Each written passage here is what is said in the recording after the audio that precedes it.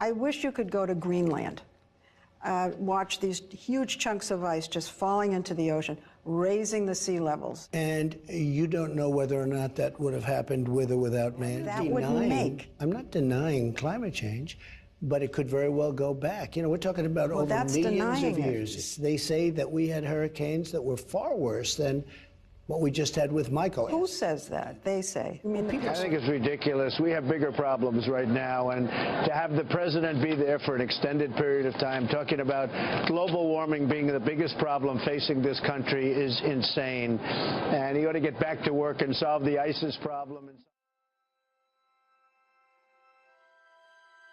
Before you, not as an expert, but as a concerned citizen.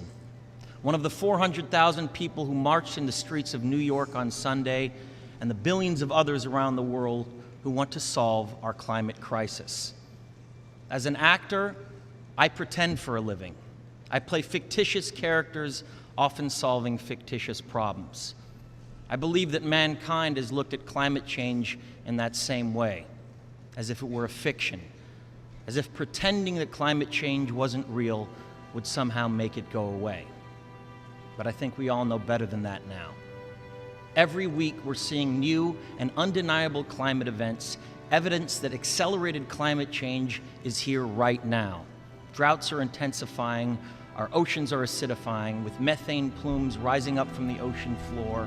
We are seeing extreme weather events and the West Antarctic and Greenland ice sheets melting at unprecedented rates, decades ahead of scientific projections. None of this is rhetoric, and none of it is hysteria. It is fact. The scientific community knows it, industry knows it, governments know it, even the United States military knows it. The chief of the U.S. Navy's Pacific Command, Admiral Samuel Locklear, recently said that climate change is our single greatest security threat. My friends, this body, perhaps more than any other gathering in human history, now faces this difficult but achievable task.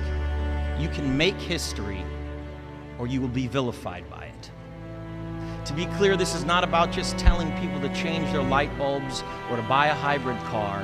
This disaster has grown beyond the choices that individuals make. This is now about our industries and our governments around the world taking decisive, large-scale action.